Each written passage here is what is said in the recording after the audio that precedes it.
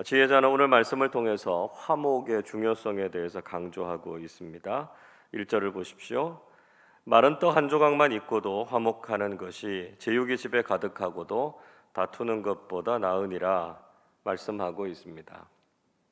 아무리 그 가정이 가난하고 가진 것이 없을지라도 가족이 서로 사랑하고 화목한 것이 행복의 가장 큰 비결이라는 것이죠. 그러나 그 집에 많은 소유와 좋은 음식이 가득하다 할지라도 다투고 싸우는 가정은 결코 행복하지 못하다라고 하는 것을 우리는 잘 알고 있습니다. 그래서 솔로몬은 다른 사람의 허물을 덮어주는 것이 진정한 사랑이다 이렇게 말씀하고 있습니다. 9절 말씀을 보십시오. 허물을 덮어주는 자는 사랑을 구하는 자요 그것을 거듭 말하는 자는 친한 벗을 이간하는 자니라 말씀합니다. 허물을 덮어주는 사람은 사랑을 구하는 사람이다 이렇게 말씀하고 있죠.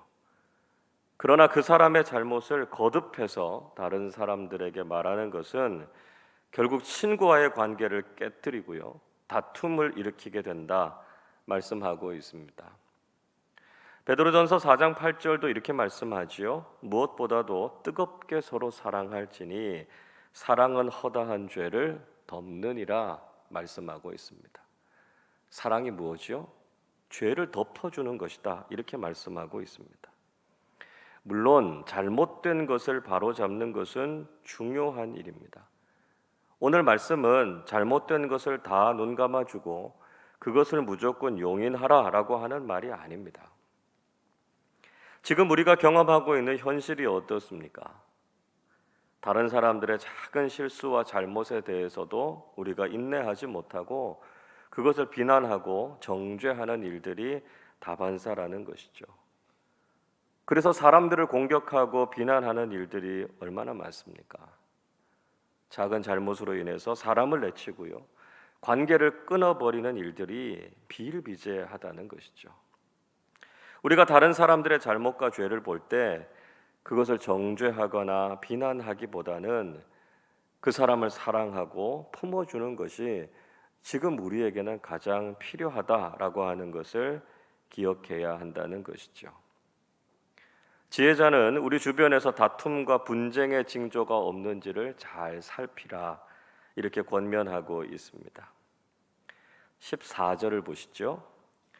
다투는 시작은 둑에서 물이 새는 것 같은즉 싸움이 일어나기 전에 시비를 그칠 것이니라 말씀하고 있습니다. 다투기를 시작하는 것, 마치 둑에서 물이 조금씩 새는 것 같다는 것이죠. 아주 미미한 변화입니다. 아주 작은 영향일 뿐이라는 것이죠. 그러나 어느 순간에 그 둑이 무너지게 되면 모든 것이 완전히 다 물에 잠기게 된다는 것이죠. 아주 심각한 상황이 생기게 된다는 것입니다. 그래서 싸움이 일어나기 전에 갈등의 원인을 제거하는 것이 필요하다는 것이죠. 다툼이 일어나고 나서 그 문제를 수습하려고 하면 정말 어렵습니다. 그래서 조기에 이런 징조를 깨닫고 적절하게 대처하는 것이 필요하다 하는 것이죠. 우리 공동체 내에서도 다툼이나 갈등의 징조를 우리가 진단해 볼 수 있습니다. 특별히 교회 리더들은 다툼이나 갈등이 깊어지기 전에 중재자로서 이 문제를 잘 해결하는 것이 필요하다는 것이죠. 우리 서로가 인내하고 또 서로의 입장을 잘 이해해서 갈등이 커지기 전에 수습할 수 있는 지혜로움이 또 현명하게 대처하는 모습들이 우리 모두에게 있어야 한다는 것입니다. 솔로몬은 우리가 가지고 있는 외적인 신분보다 내적인 지혜를 갖는 것이 훨씬 더 중요하다 하는 것을 강조해서 말씀하고 있습니다. 2절은 이렇게 말씀합니다. 슬기로운 종은 부끄러운 짓을 하는 주인의 아들을 다스리겠고 또 형제들 중에서 유업을 나누어 얻으리라 말씀하고 있습니다. 한 집안에 지혜로운 종이 있고요. 부끄러운 짓을 하고 있는 주인의 아들이 있습니다. 종과 아들 사실 비교할 만한 대상이 아니죠. 신분의 차이가 아주 극명합니다. 그러나 중요한 것은 그 사람이 가지고 있는 신분이나 외적인 조건이 아니라는 것입니다. 비록 종은 미천한 존재지만 그 종이 지혜롭게 행하면 어리석고 부끄러운 짓을 하는 주인의 아들을 오히려 다스리게 된다, 이렇게 말씀하고 있습니다. 또 비록 종은 상속권이 없지만 종이 정말 지혜롭게 행하면 마치 아들들처럼 주인의 유산과 유업을 나누어 가지게 된다는 것이죠. 외적인 조건, 외적인 상황이 중요한 것이 아니라 우리가 얼마나 내면을 잘 가꾸고 다듬는가 하는 것이 중요하다라고 하는 것이죠. 그래서 하나님께서는 우리의 마음을 연단하신다 말씀하고 있습니다. 3절 말씀을 우리 같이 한번 읽어보겠습니다. 도가니는 은을, 풀무는 금을 연단하거니와 여호와는 마음을 연단하시느니라. 우리가 가치 있다라고 생각하는 것들은 연단, 즉 재련의 과정을 거친다는 것이죠. 은은 도가니, 끓는 솥에서, 또 금은 풀무, 용광로 속에서 불순물을 다 제거하고 나면 순도가 높은 금속이 됩니다.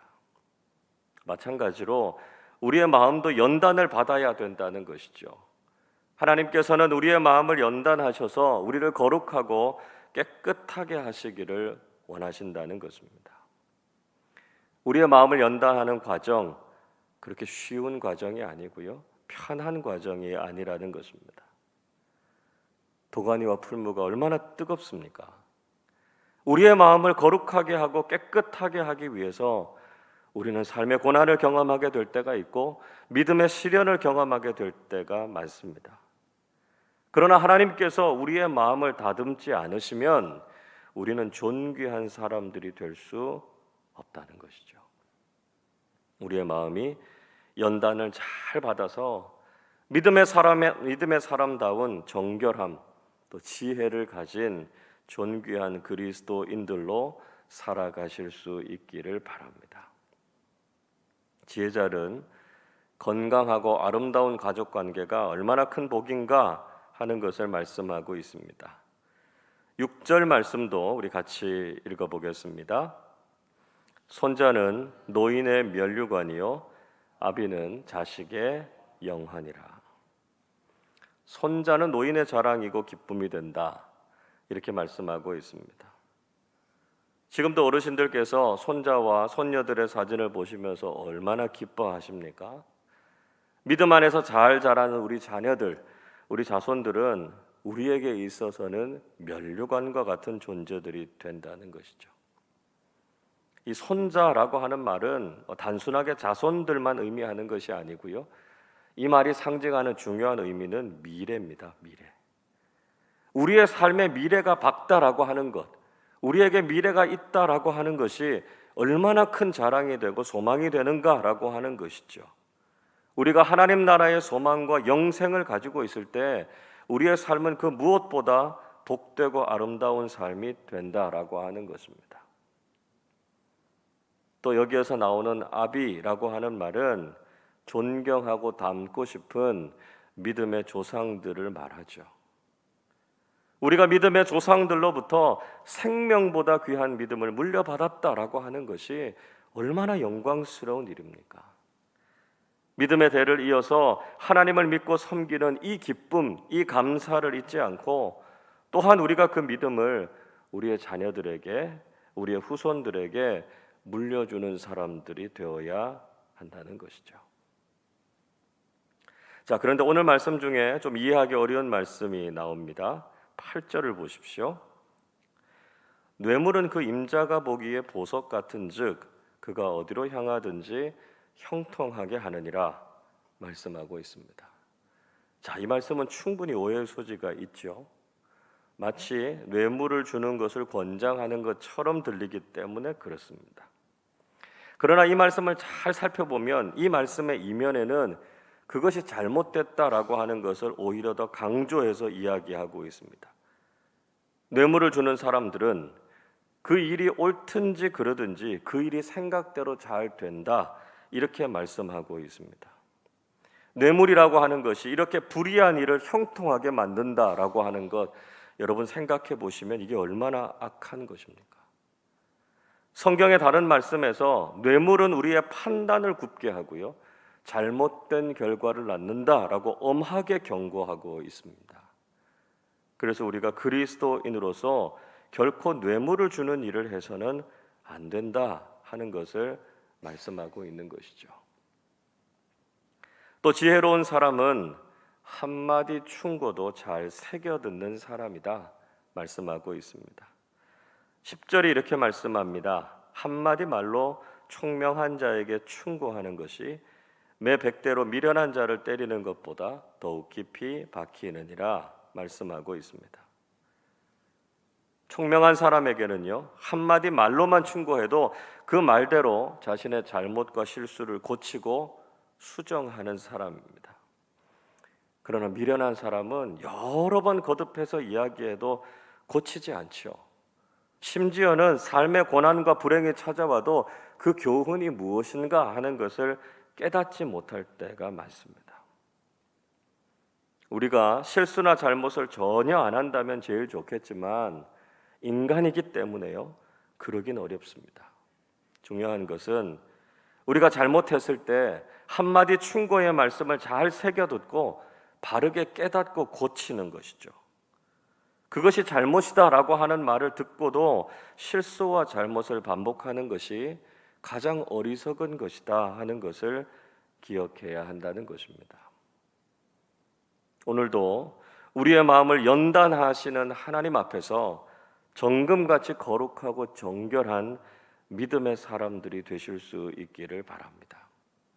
우리의 외적인 모습보다 깨끗하고 아름다운 마음을 가져서 하나님께서 존귀히 여기시고 칭찬하시는 믿음의 사람들로 살아가실 수 있기를 바랍니다. 오늘도 살아계신 하나님의 말씀으로 우리를 깨우치실 때 그 말씀을 새겨듣고 회개하고 새로워지는 성숙한 믿음의 사람들이 되실 수 있기를 바랍니다. 그래서 우리가 지혜롭고 현명한 믿음의 사람들로 살아서 하나님께서 인정하시고 칭찬하시는 우리 모두가 되시기를 주님의 이름으로 축원합니다. 기도하겠습니다. 모든 지혜와 지식이 풍성하신 아버지 하나님, 오늘도 저희들에게 말씀을 통해서 지혜를 깨닫게 하시고 그 말씀에 순종하는 마음을 갖게 하시니 감사드립니다. 우리가 가정과 공동체 속에서 갈등과 다툼을 그치고 화평을 이루게 하셔서 천국의 평안과 기쁨이 넘쳐나게 해 주시옵소서. 우리의 마음을 연단하시는 하나님 앞에서 정금 같은 믿음의 사람들로 다듬어져서 하나님께서 쓰시고자 하는 일에 귀하게 쓰임받게 해 주시옵소서. 거짓되고 악한 말을 금하게 하시고 우리에게 들려주시는 교훈과 충고의 말씀을 마음에 잘 새겨서 오늘도 하나님께서 보시기에 거룩한 믿음의 사람들로 살게 해 주시옵소서. 하늘의 지혜와 복을 우리에게 더해 주셔서 기쁨과 감사가 넘치는 삶 살게 하여 주시옵소서. 감사드리며 우리 주님 예수 그리스도의 이름으로 기도하옵나이다. 아멘.